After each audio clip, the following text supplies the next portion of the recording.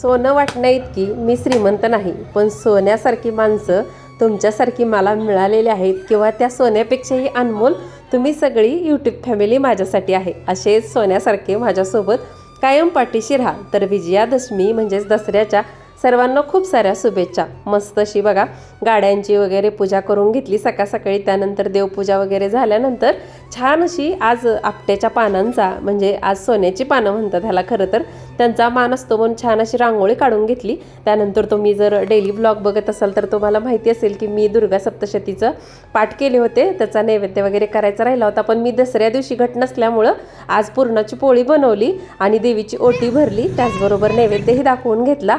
आणि त्यानंतर आहो आले, म्हटले चल आज मस्त असं नवरात्रात काय आपल्याला 9 दिवस अकलाईला जाता आलं नाही, तर आज दसऱ्यानिमित्त आपण देवाचं दर्शन घेऊन येऊयात.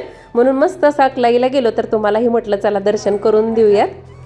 खूप मस्त आज दर्शन झालं. खरं तर काल घट उठवण्याच्या निमित्ताने फार गर्दी असणार, आज आलो तेच बरं झालं.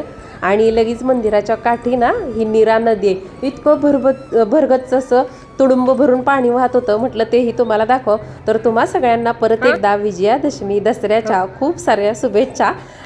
येणारे सगळे दिवस सोन्यासारखे, सोन्यापेक्षाही उत्तम तुमच्या आयुष्यात जावोत हीच स्वामींच्या चरणी प्रार्थना. आजचा मिनी ब्लॉग आवडला असेल तर लाईक आणि चॅनलला सबस्क्राईब करा आणि जाता जाता व्हिडिओ तुमच्या मित्रमैत्रिणींना शेअरही करा.